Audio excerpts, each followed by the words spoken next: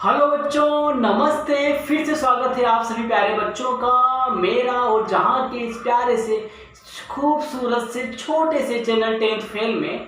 आओ पढ़ते हैं अपन आज प्रतिरोधकता। तो दोस्तों आज का टॉपिक है वो है आपका रेसिस्टिविटी। हम आज पढ़ने वाले हैं प्रतिरोधकता क्या है, ये क्या कर रही है, क्यों कर रही है, ये क्या काम करती है, इस पर डिपेंड करती है, आप डिस्कशन करने वाले हैं। तो प्रतिरोधकता है क्या, तो हम बात करें प्रतिरोध तो पढ़ ली है, लेकिन प्रतिरोधकता सर कहाँ से आ गया, ये सर कितना सर आप बता रहे हो सर, कहाँ से आ गया है सर, हम एकदम सर घुमा दियो सर आप हमारा। समझो बच्चों, प्रतिरोध तो हमने पढ़ लिया था, जो अर्थ आपका हम पढ़ रहे हैं प्रतिरोधकता। जो प्रतिरोधकता है वो है रो आपका, तो थोड़ा सा डिफरेंट है, लोगों में ज्यादा डिफरेंट नहीं है इन चीजों में। तो ध्यान दो, पेन कॉपी लेके हो जाओ तैयार, पूरा ध्यान होना चाहिए हम मेरे और आपके इस छोटे से खूबसूरत से चैनल में। और इधर उधर के जो भी हैं डिस्टर्बेंस सबको दूर करके यहाँ पर फोकस करो, मेरी बातों को सुनो और उन्हें राइट डाउन भी कर, लिखते भी जाओ बच्चों। देखो थूक भी रहा हूँ बोलते बोलते, चलो लिखो यहाँ पे, ठीक है। तो क्या करें यार, थोड़ा सा फ्लो निकल। तो हम पढ़ने वाले हैं आज प्रतिरोधकता। अरे सर एकदम बात कर रहे हो प्रतिरोधकता की, तो बता दो क्या होता है। इसी को बोलते हैं अपन रेसिस्टिविटी। ये देखो है रेसिस्टिविटी, मतलब ये है प्रतिरोधकता है क्या, मतलब देखो यहाँ पे बहुत सारे धातु हैं, जो अधातु हैं, मिश्र धातु हैं और उप धातु हैं। जो धातुएं हैं उन धातुओं की हम बात कर रहे हैं, किस चालकता की बात कर रहे हैं, धातु में किस धातु में चालकता ज्यादा है, किसमें कम है, या आप ऐसे कह सकते हैं किस धातु में प्रतिरोधकता ज्यादा है, किसमें कम है। तो उसको यहाँ कौन डिफाइन करने वाला है, प्रतिरोधकता। मतलब प्रतिरोधकता आपको यह बताएगी कि कौन सी धातु में प्रतिरोधकता ज्यादा है, किसमें कम है। तो हम क्या करेंगे, सभी धातु के एक एक मीटर वाले पार्ट को या एक एक घन, जो भी इसका मतलब हम जो धातु में उन धातुओं का एक घन, जो घन मीटर सेमी, जो घन मीटर है, जो घन मीटर हम यूज करेंगे, उसका 1 मीटर की एरिया यूज करके हम उसको डिफाइन करेंगे। मतलब समझो क्या, मतलब मैं कहना चाह रहा हूँ क्या यार, मैं कहना क्या चाह रहा हूँ कि हम सभी पदार्थ, जो भी पदार्थ है, जो मेटल है या जो नॉन मेटल है, जो भी हैं आपके जो मिश्र धातुएं हैं, उन सबको अपन ऐसे अपन डिफाइन करेंगे कि किसमें प्रतिरोधकता ज्यादा है और किसमें कम है। तो उन्होंने क्या किया, 1 मीटर बात की, उन्होंने क्या बात की, 1 मीटर। तापमान कितना, 20 डिग्री। प्रतिरोधकता डिपेंड करता है किससे, तापमान पर, और डिपेंड किस पे करता है, पदार्थ की प्रकृति पर। याद रखो प्रतिरोधकता किस पे डिपेंड करता है भाई, मोस्ट क्वेश्चन है। प्रतिरोधकता डिपेंड करता है तापमान पर और पदार्थ की प्रकृति पर भाई मेरे। तो मैं ये समझाना चाह रहा हूँ कि जो प्रतिरोधकता है हर पदार्थ की भिन्न भिन्न होती भाई। किसी में प्रतिरोधकता बहुत कम होती है और किसी में प्रतिरोधकता बहुत ज्यादा होती है। तो वो आपने डिफाइन कैसे किया, तो इन्होंने इसको डिफाइन करने के लिए सबका उन्होंने एक एक सबको जो हमने यूज किया, जैसे हम यहाँ पे यूज कर रहे हैं 1 मीटर लंबा तार यूज किया अपन ने, और इसका जो एरिया भी है वो 1 मीटर स्क्वायर यूज किया। मतलब यहाँ पर जो लंबाई है और जो उसका क्षेत्रफल है, दोनों 1 मीटर यूज किया अपन ने। भिन्न भिन्न धातुओं का हमने यूज कर लिया ताकि हम भिन्न धातुओं में चेक करेंगे कि किसकी प्रतिरोधकता ज्यादा है और किसकी कम है बच्चों। अरे मैं कहने का मतलब समझ गए ना बच्चों। हम यह कहना चाह रहे हैं आपसे कि जो बच्चों हम पढ़ रहे हैं, जो कहना चाह रहा हूं मैं आपसे, वो समझने की कोशिश करो। हम 1 मीटर लंबा तार ले रहे हैं जिसका एरिया भी 1 मीटर स्क्वायर है। ये एक हम हर धातु में ये चीज लेके हर धातु का भिन्न भिन्न तरीके से ज्ञात करेंगे। जैसे मैंने यहाँ पे ले लिया, फर्स्ट ऑफ ऑल हमने यहाँ पे कॉपर ले लिया, तो ये है आपका तांबा का तार, ठीक है। तो हमने यहाँ पे कॉपर ले लिया अपन ने, ठीक है। तांबे के तार को यूज किया, तांबे को कॉपर बोलते हैं आपको, और यहाँ यूज किया अपन ने नाइक्रोम का तार। दोनों का सेम ही एरिया है, सेम ही क्षेत्रफल है, लंबाई भी सेम है, और ये है आपका नाइक्रोम या निक्रोम बोलते हैं, दोनों एक ही नाम है। ये निक्रोम, ये है आपकी मिश्र धातु और ये धातु, ठीक है। अब धातु की धातु से कंपेयर कर सकते हो। मैं यहाँ पे निक्रोम लिया, मैंने आपको लास्ट मेरी वीडियो में मैंने आपको बताया था कि जो निक्रोम में प्रतिरोधकता है ना, या निक्रोम में जो प्रतिरोधकता होती है इसकी तुलना में इसमें क्या होती है, 60 गुना ज्यादा होती है। तो हमने क्या किया, 1 metre wire, 1 metre square copper का तांबे का यूज किया, 1 मीटर लंबा तार और 1 मीटर स्क्वायर का अपन ने निकॉन का तार का यूज किया। ये आपकी मिश्र धातु है और ये होंगे आपकी धातु है। अब मैंने दोनों तारों को मैंने सेम इनका डायमेंशन यूज किया, मैंने इनकी विमाएं सेम यूज की मैंने।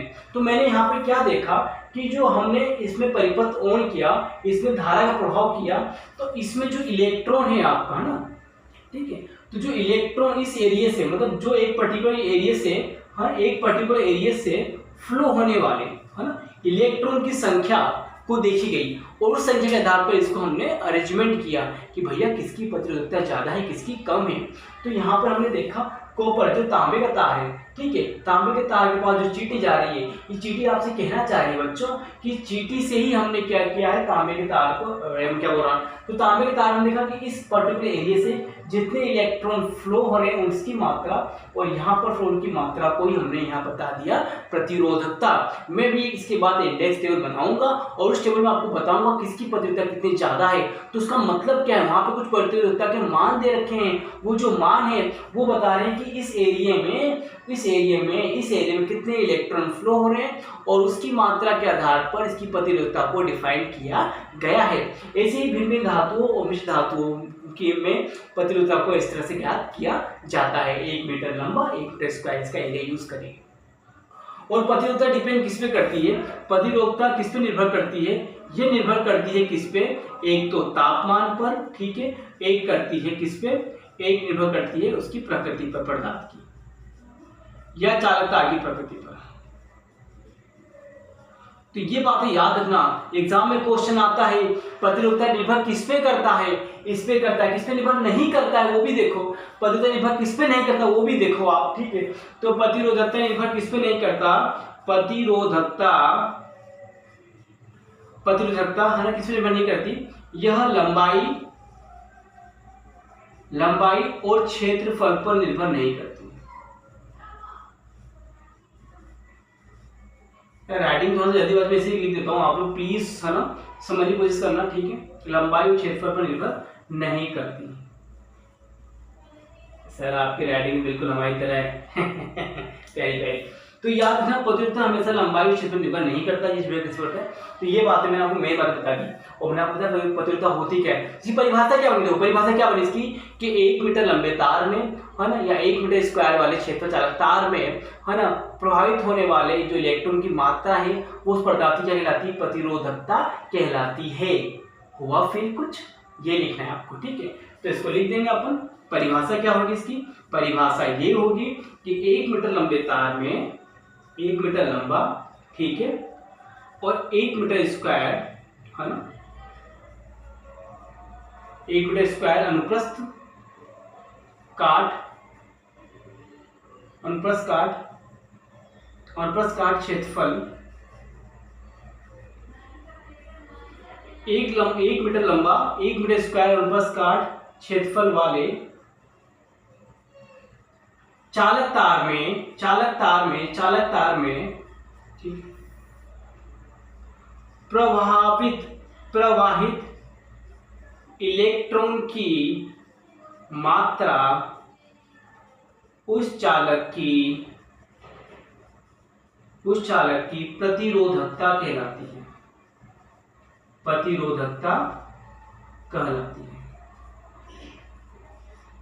इसको बताओ, ठीक है, बताओ, ठीक है, ये इसी परिभाषा होगी। अब इसका इसको समझते हैं क्या, चलो आगे। अब इसी को समझते हैं अपन, ठीक है, वो क्या है,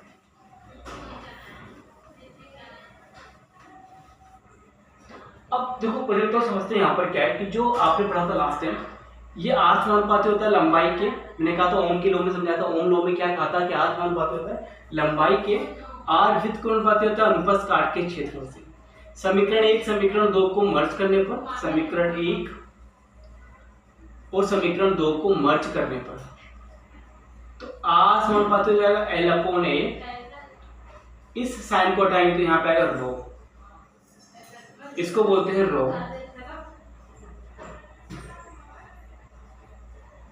ठीक है, ये रो हो गया, ठीक है। तो ये जो रो है आपका, इसी रो को हम बोलते हैं क्या, प्रतिरोधकता। यहाँ पे रो, यहाँ पर क्या है, एक स्थिरांक है, इसको बोलते हैं हम क्या, प्रतिरोधकता।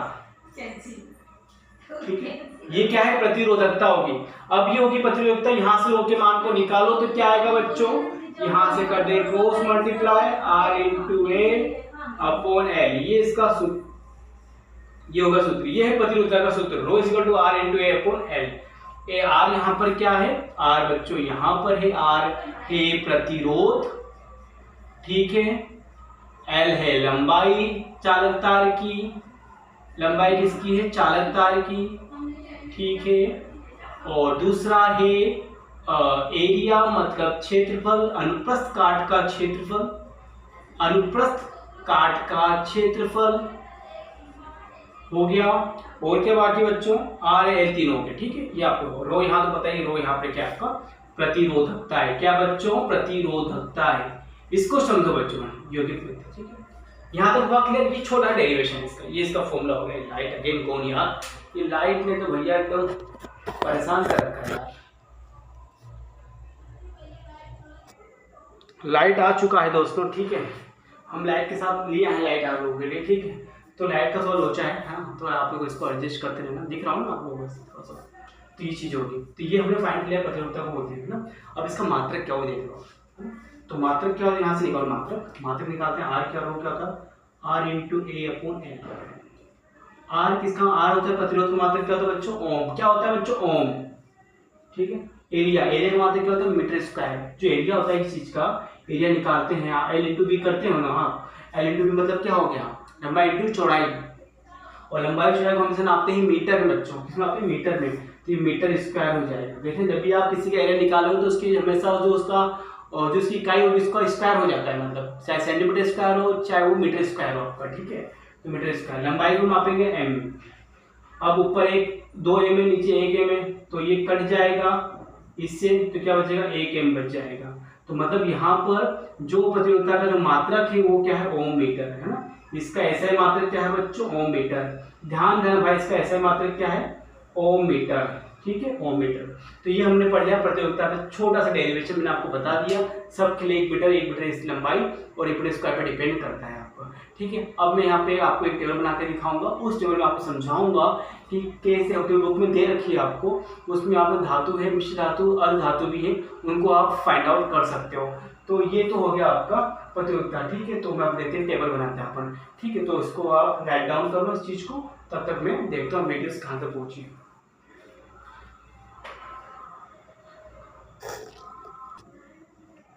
तो टेबल बन चुकी दोस्तों। टेबल में क्या बताया मैंने? चालक है आपका, है ना। चालक में देखो यहाँ पे धातु देखिए, सिल्वर में आयरन 2 ही लिखा है बुक में, बहुत सारे यहाँ पे इंडेक्स दे रखे हैं। मिश्र धातु में इसके यहाँ पे मैग्नी और निक्रोम इसके, और यहाँ पे जो अर्धचालक है जिसमें धार प्रभाव बहुत कम कम होता है, उसमें आपका जर्मेनियम और सिलिकॉन है। ये विद्युत रोधी है। यहाँ पे क्या है? यहाँ पे ये आपके कुचालक है, ठीक है। इसमें तो याद रखना जो बताया मैंने आपको, काफी इंपोर्टेंट है। यहाँ पे विद्युत रोधी है, रोधी मतलब इनमें धारा प्रभाव बहुत कम होता है ही नहीं, ठीक है। तो इनकी प्रतिरोधकता इतनी होती है। तो इसका मतलब यहाँ पे इनका मतलब क्या देखा कि सब डिपेंड कितना 20 डिग्री सेल्सियस पे सब काउंटेबल है, मान लिखे यहाँ पे। तो सिल्वर का मतलब यहाँ पे सिल्वर की लिखी प्रतिरोधकता 1.60, मतलब इसका मतलब यहाँ के कि सिल्वर का तार होगा आपका वो 1 मीटर लंबे तार और 1 मीटर स्क्वायर तार में से इतने हैं, इतनी मात्रा में जो भी है इतनी मात्रा में इलेक्ट्रॉन्स फ्लो हो रहे हैं, मतलब ये समझो आप। तो इसकी प्रतिरोधकता इतनी होगी, मतलब इससे मतलब ये है आपका। तो ये इंडेक्स यहाँ पे दे रखी है आपको। और यहाँ पे भिन्न भिन्न धातु है, धातु की बात किया आपने, ये मिश्र धातु। और मिश्र धातु में देखो प्रतिरोधकता सबसे ज्यादा होती है, मिश्र धातु की प्रतिरोधकता सबसे ज्यादा मानी गई है। अभी तो पता ही जर्मेनियम निकल की यहाँ पे दे रखी है। और ये आपके विद्युत रोधी हैं, इनकी प्रतिरोधकता बताइए। जब विद्युत रोधी में करंट फ्लो होना है नहीं तो समझ के प्रतिरोधकता इसकी मैक्सिमम होनी वाली है। अब बात करें मिश्र धातु की बात करते हैं यहाँ पर। तो जो मिश्र धातु होती हैं इनकी प्रतिरोधकता सबसे ज्यादा है। इसका मतलब ये हुआ कि जो मिश्र धातु है इनकी सबसे ज्यादा, मतलब यहाँ पे देखो निक्रोम का जो तार है, निक्रोम को मैंने कंपेयर किया निकोर और निक्रोम, और मैंने यूज किया था आपका कॉपर। तो यहाँ पर निक्रोम का जो तार है इसका यूज कहाँ करते हैं? जो निक्रोम का तार का यूज कहाँ करते हैं? आपने देखा होगा जो अपन यूज करते हैं, कपड़ों को इस्त्री करते हैं। इस्त्री सेकंड आ चुकी है। हम जो कपड़ों को क्या करते हैं? प्रेस करते हैं, आयरन करते हैं। एक वो इस्त्री में जो यूज करते हैं वायर, वो होता है निक्रोम का होता है। यहाँ पे निक्रोम देखो एक मिश्र धातु है जो किससे मिलकर बनी है? निकिल से, क्रोमियम से, मैग्नीज से, और किससे बनी है? आपके आयरन से, इससे मिलकर बनी है। तो यहाँ पे जो मैग्नीन है ये किससे मिलकर बना आपका, देखो यहाँ पे ये कॉपर से, ये बना आपका मैग्नीशियम से, तो बना निकेल से मिलकर बना है। तो यहाँ पे जो चीजें हैं आपके मैंने आपको बता दी कि निक्रोम किससे बना है, निकेल से, क्रोमियम से, मैग्नीज से, और ये बना है आयरन से। और जो मैग्नीन किससे बना है आपका, कॉपर से, मैग्नीशियम से और मैग्नीज से, और बना आपका किससे, आपका निकेल से, ठीक है, मैग्नीज। तो याद रखो ये किससे मिलके, ये धातुओं से मिलके बने हैं। तो ये क्या मिश्र धातु है। तो ये क्वेश्चन याद रखो, मिश्र धातुओं, जो मिश्र धातुएं होती हैं, मिश्र धातुओं की, अरे क्या लिख रहे हो सर, मिश्र धातुओं की प्रतिरोधकता बच्चों, भाई मेरे दोस्तों, मेरे यार, मेरे बच्चों, प्रतिरोधकता सबसे अधिक होती है भाई, सबसे ज्यादा होती है इनकी, सबसे ज्यादा होती है, सबसे ज्यादा होती है। इसी का इनका यूज करते हैं अपन कहाँ पर, आपने देखा घर में जो हीटर यूज कर रहे हैं, जो हीटर में देखा होगा वो भी इसी का तार होता है। हीटर में जो आपने देखा, जो गर्म करते हैं अपन ठंडी में अपन यूज करने वाले जो हीटर, उसमें निक्रोम का तार यूज करते हैं अपन। या जो बल्ब आता है, बल्ब में जो बारीक सा तार होता है टंगस्टन का, वो भी एक तरह का जो भी उसकी प्रतिरोधकता तो बहुत ज्यादा होती है। और एक और तार जो निक्रोम यूज करते हैं अपन स्त्री आयरन में जो यूज करते हैं अपन, जो तार होता है अंदर, उसको खोलने पर जो उसमें बहुत सारे तार, जो इनके जो इंटरनल डिवाइस में देखना बहुत सारे तार बारीक बारीक, वो भी निक्रोम के होंगे, क्योंकि निक्रोम ऐसी मिश्र धातु है जिसकी प्रतिरोधकता सबसे ज्यादा होती है। मतलब ये जल के तप के एकदम लाल हो जाए लेकिन टूटेगा नहीं, मतलब ये है ना, टूटता नहीं है। इसका यूज किया जाता है इन चीजों में। तो याद है, मिश्र धातु की प्रतिरोधकता है ना उन धातुओं से अधिक होती है जिनसे वो मिलके बनी है, ठीक है। तो मिश्र धातु की प्रतिरोधकता सबसे अधिक होती है ना, सबसे ज्यादा होती है ना, जिनसे वह मिलकर बनी है, मिलकर बनी है। ये आप बात याद रखो। तो मिश्र धातु की सबसे ज्यादा होगी। और बात करो निक्रोम, एग्जाम क्वेश्चन आता है कि आयरन में हम किसका तार यूज कर रहे हैं, कि आयरन में किस धातु का तार यूज करते हैं, क्यों करते हैं, तो आप बोलना आयरन में निक्रोम का तार यूज कर रहे हैं सर, क्योंकि निक्रोम मिश्र धातु है और मिश्र धातु की प्रतिरोधकता बहुत ज्यादा होती है। और इस कारण मिश्र धातु की प्रतिरोधकता ज्यादा होती है, इसका यूज करते हैं। जो आगे चालक है इनका यूज कम, इनका तो होता है नहीं, इनका तापमान पे होने पर परिवर्तन देखा जाता है। ये तापमान पर डिपेंड करती है, बट ये तो भैया तापमान डिपेंड करती है, लेकिन तापमान बढ़ाने पर इसकी प्रतिरोधकता और बढ़ जाती है। ये याद रखना, निक्रोम जो ऐसा मिश्र धातु होती है जो इनका तापमान बढ़ाने पर इनकी प्रतिरोधकता और बढ़ रही है, और प्रतिरोधकता बढ़ने पर ये तप्त लाल हो जाएंगे लेकिन टूटेंगे बिल्कुल नहीं।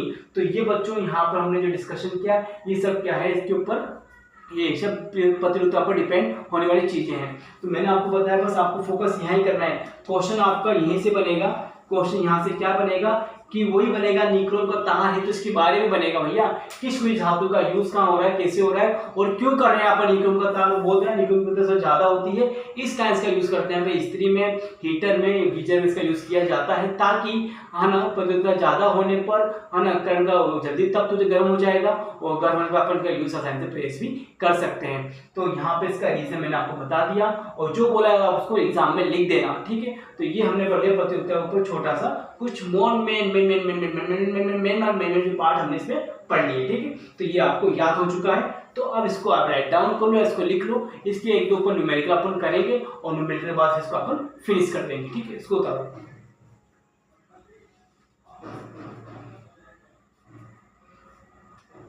ठीक है, चलिए। तो अब इसमें रफ कर रहा हूं, ठीक है। निक्रोम याद रखना, जो दोबारा सुनो, निक्रोम नाइक्रोम जो भी निक्रोम का तार है, मिश्र धातु है, और मिश्र धातु का उपयोग यहाँ पे सर किस में कर रहे हैं अपन, इस्त्री में कर रहे हैं और हीटर में कर रहे हैं। सर क्यों कर रहे हैं, क्योंकि सर जो है जो आपका नाइक्रोम का तार मिश्र धातु है, और मिश्र धातु की प्रतिरोधकता सबसे ज्यादा होती है, और ये जिससे मिलकर बना है जिन धातु से उनसे भी ज्यादा होती है। इसका तब तो जल के लाल हो जाए लेकिन टूटेंगे नहीं दोस्तों, इसका इसमें यूज किया जा रहा है, ठीक है। और ये जो ये है, ये ताप परिवर्तन होती है, थोड़ी सी चेंजेस आ सकते हैं, ठीक है, और अदरवाइज भी कोई चेंजेस नहीं यहाँ पे, ठीक है। ये तो विद्युत रोधी है, इसका कोई फर्क पड़ने वाला नहीं है। चलो, ये आपने राइट डाउन कर लिया होगा। अब एक न्यूमेरिकल कर लेते हैं इसके ऊपर, फिर इसको हम फिनिश करते हैं।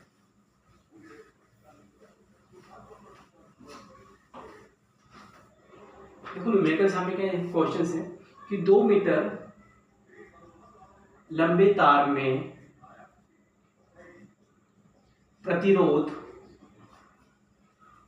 दिया है 2 × 10⁻² ओम, तथा है ना, ये आपको प्रतिरोध दे रखा है, तथा इसमें क्या दिया है आपको, हो गया आपको तार की लंबाई दे दी, प्रतिरोध दे दिया आपने, नेक्स्ट आपको है ना, और इसके बाद है ना, तार की, है ना, तार को देखा, तार की लंबाई दे रखी है आपको, और तार का जो दे रखा है क्षेत्रफल, है ना, तार का क्षेत्रफल दे रखा है कितना आपको, और इसको लिखना कितना हो क्षेत्रफल इसका, ठीक है, लिख लो यहाँ पर 1 मीटर स्क्वायर हो तो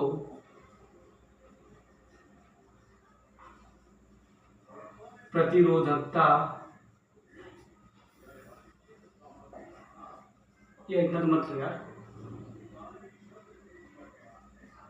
उसका ज्ञात करो।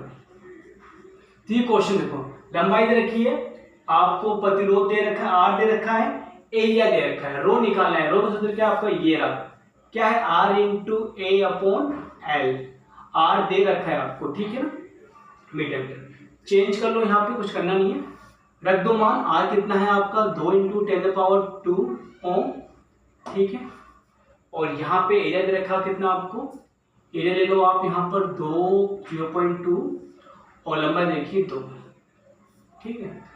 यदि आप यहाँ पे थोड़े से कंफ्यूज हो रहे तो आप इसको चेंज कर लो वैल्यूज को, ताकि थोड़ा इजी हो जाए और आपको अच्छी समझ में आए। मान लो 20 ले लो आप, तो थोड़ा सा इजी करेंगे क्वेश्चन तो आपको थोड़ा सा कॉन्फिडेंस बिल्ड हो जाएगा आपका, और आपको थोड़ा सा मजा आ जाएगा क्वेश्चन करने में, क्योंकि मुझे भी थोड़ा सा मजा आ जाएगा, ठीक है, टीपना नहीं पड़ेगा, ठीक है। तो ये याद, तो हमने क्या किया यहाँ पे कि 2 मीटर लंबे तार में प्रतिरोध रेखा 20 ओम और उसके तार का क्षेत्रफल दे रखा है इतना मीटर दे रखा है आपको, तो उसका प्रतिरोधकता ज्ञात करनी है आपको, मतलब रो ज्ञात करना है। रो का फॉर्मूला होता है आर इंटू ए अपॉन एल होता है।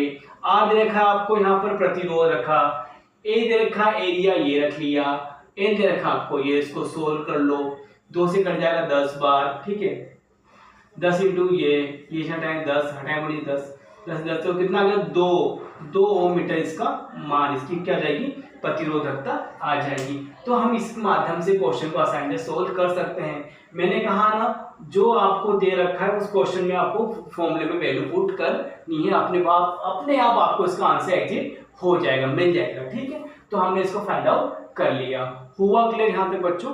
अब चलते हैं एक और इसके ऊपर न्यूमेरिकल लेते हैं जो उसके व्यास पे डिपेंड करता है, ठीक है। मतलब आपको पता है कि जो व्रत होता है व्रत का व्यास मतलब होता है इसका व्यास डायमीटर, ये सीधी रेखा व्यास आपको उसको बोलते हैं डी, ये आपका व्यास, और वृत्त है इसका जो ये है आपका, इसको बोलते हैं त्रिज्या, ठीक है। ये जो तार यूज करोगे बच्चों, जो तार यूज करोगे चालक कैसा होता है, वो गोल होता है, कैसा होता है, वो गोल होता है। तो आपको ये दो चीजें याद होनी चाहिए, व्यास क्या होता है और त्रिज्या क्या होती है। त्रिज्या हमेशा व्यास की क्या होती है बच्चों, आधी, एकदम सही बोला आप लोगों ने, एकदम आधी होती है।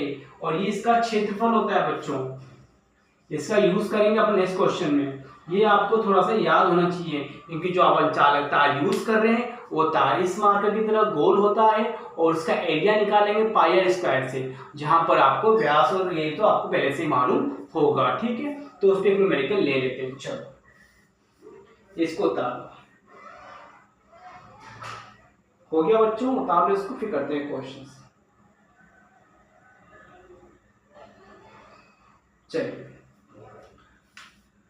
हाँ, तो ये क्वेश्चन है, एक तार है जिसका व्यास दे रखा है, ठीक है, एक तार का व्यास दे रखा है कितना, वो लिखते हैं पहले, ठीक है। एक तार का व्यास दिया है बच्चों 0.0 भैया 0 मत, ये पॉइंट वाले क्वेश्चन से एकदम सरदर्द वाले क्वेश्चन थे। व्यास दे रखा है तथा दे रखी है इसकी प्रतिरोधकता,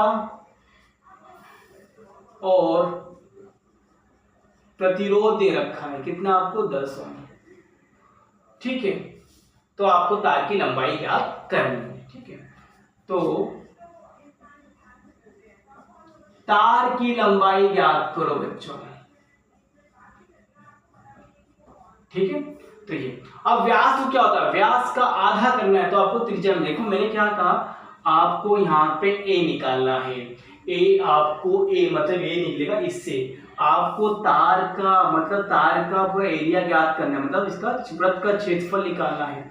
तो वृत्त का क्षेत्रफल बच्चों क्या होता है, बोल दो एक बार बच्चों, पाई आर स्क्वायर ये होता है। अब हमें आर यहाँ से मिल जाएगा, तो इससे आप निकाल रहे हो एरिया, निकाल रहे हो क्या, निकाल रहे हो एरिया, ये आप निकाल दोगे ठीक है, इसके थ्रू ये आपको दे रखा है, पता चलता रो दे रखा है कितना आपको 1.2 10⁻⁻6 ओम मीटर दे रखा है, और आपको आर भी दे रखा है 10 ओम दे रखा है।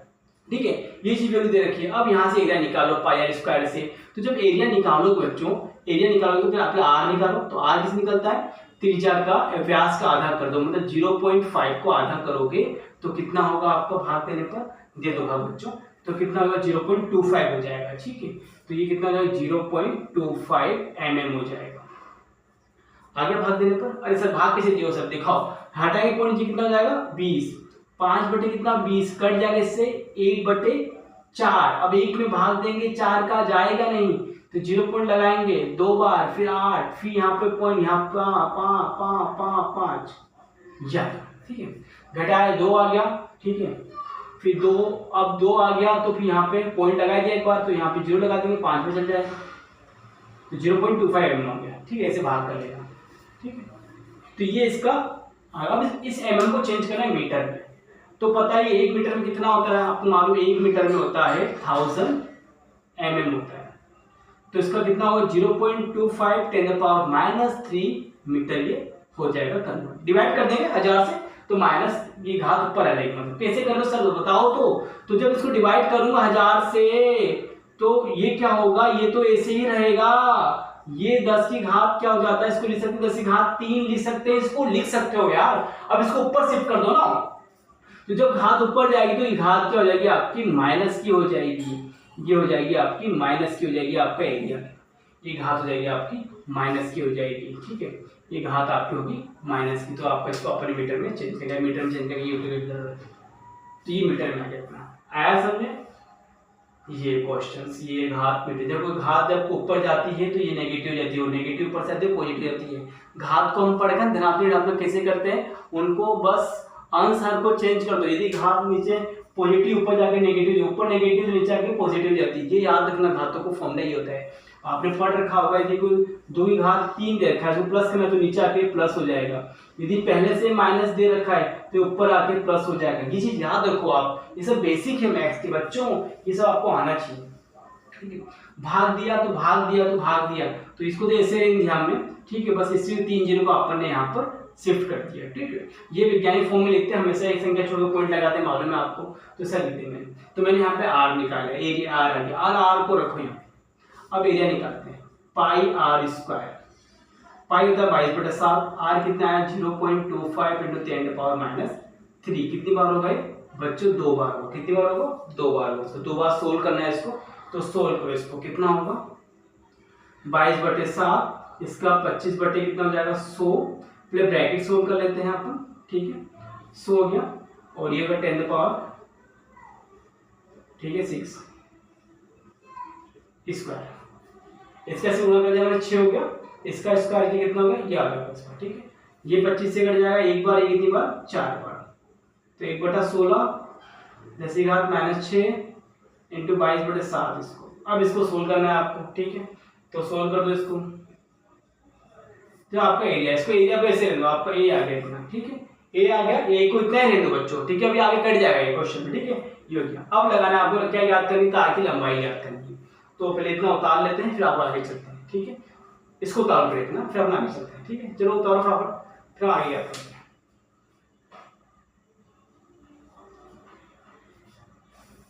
देखो अब हमें क्या याद करना है, लंबाई याद करनी है, तो लंबाई याद करेंगे यहाँ पर, जिसको मैं रफ कर रहा हूँ बच्चों। ठीक है, कितना आ गया वो बस देखे थे अपन, ये एरिया आपका इतना आ गया, तो लंबाई याद करेंगे, हम आगे बोल रहा हूँ।